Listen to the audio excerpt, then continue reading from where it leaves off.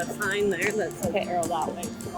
We're here to drop off some documents at the Wilson Palace. Yep. So what is for? It's a UN human rights complaint. We're just wanting to drop off some documents for a human rights complaint. Sheila Gunn-Reid for Rebel News, and I'm here in Geneva, Switzerland, in front of the UN building. And I'm here with Sarah Miller, one of Canada's best human rights lawyers, and we are here to hand deliver her meticulously drafted human rights complaint documenting the human rights abuses that unfolded in Canada over the last 2 years under the auspices of the pandemic. Now, Sarah, give us a little bit of information about what's in the complaint. I saw the complaint today. I'm overwhelmed with the amount of evidence you put into it. It's a 3-inch binder full. Yeah, so what we have is the complaint itself, which gives numerous examples of different human rights violations under the Universal Declaration of Human Rights, Articles 3, 9, 18, 19, and 20. We lay out all of those examples, Artur Pawlowski, the other pastors, Tamara Leach, all of the people who have been targeted specifically, not necessarily because of the pandemic, but because they are expressing a viewpoint contrary to their government or trying to practice a religion contrary to the interests of the government. Then we go into all the evidence that we've provided, which is, there's been ample case law created all around this legislation, articles on news reports to show how Canada has responded very adversely to any religious leader or political organizer. Now, I noticed in your complaint, too, that you have thrown the invocation of the Emergencies Act into there and the seizures of bank accounts. Yeah, so, I mean, that was obviously a fairly completely unprecedented step. A very, very aggressive response by the federal government in response to what was mostly peaceful protesting and where they had other mechanisms that they could have used to respond to any of the concerns that they had. And now we know that Trudeau has appointed a commission to investigate that, right? Usually commissions are not appointed because everything's gone right. So we wanted to bring that to the attention of the United Nations as well. They want, of course, everybody to exhaust the domestic resources before they come to the UN and raise complaints. And so we wanted to show, yes, these things are happening. Even our federal government is acknowledging to some extent that this has been done wrong.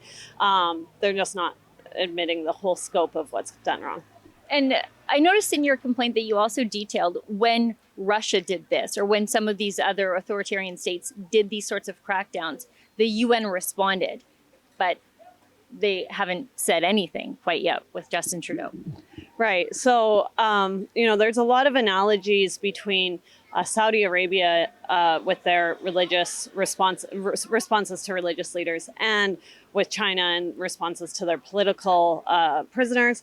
So we've drawn those analogies for the UN. We've outlined the case law that they've set out. We really hope to bring their attention to the fact that this is happening in Canada. It's not necessarily where you would expect it to happen, but it is. And I mean, maybe there are far more egregious examples out there, but this is very, very comparable to what was happening in Saudi Arabia. So what do we expect is going to happen to us today? You were saying that they probably don't get a lot of walk-ins here. We're just, I guess, going to do our best and bring in this huge document that you've prepared and try to get someone's attention. Yeah, like you said, it's a 3-inch binder. So we're hoping that we can get into the Palais Wilson or the Wilson Palace and get in there and be able to hand it over to somebody, look them in the eye and have them accept it from our hands today. So that's our hope. We'll see if they don't get a lot of walk-ins, I'm sure. So we'll see how they respond to us. You hear the buzzer maybe?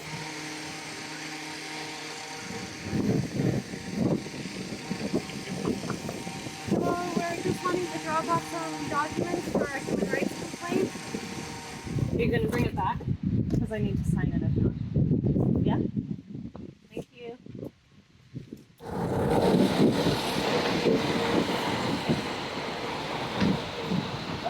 Yes.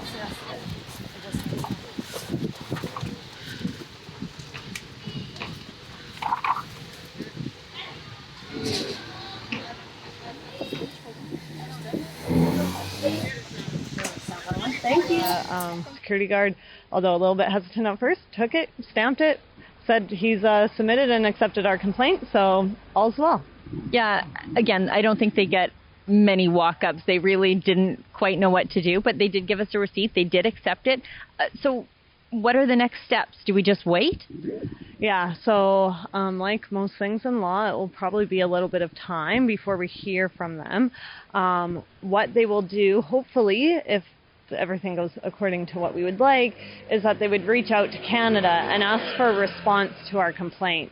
And then Canada would provide submissions as to what they feel has been or has not been a human rights violation.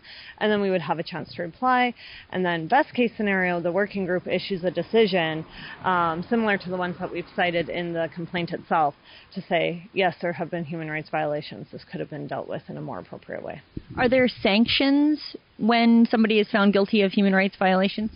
Not usually. Usually it's recommendations, what to improve on, what to do next time if the violation has stopped.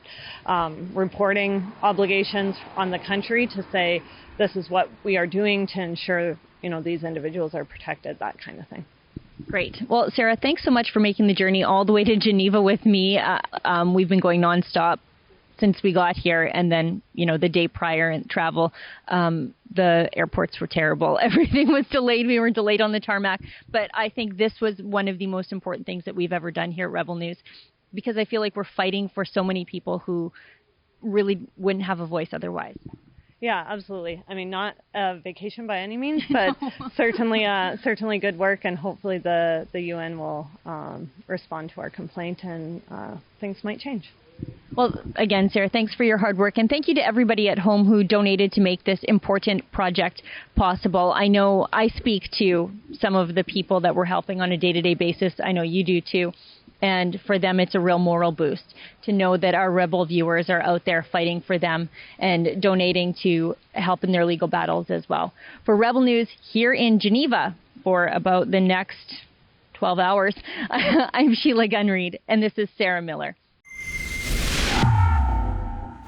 Lawyer Sarah Miller and I flew all the way to Geneva, Switzerland, just to hand deliver our human rights complaint detailing the atrocities and the human rights abuses that Canadians have faced at the hands of their own government over the last 2 years.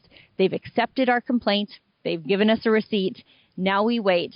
Thank you so much to everybody who made this important mission possible. Who knows what they'll do, but we had to do something. If you'd like to donate to cover the cost of our emergency trip here, please consider making a donation to humanrightscomplaint.com.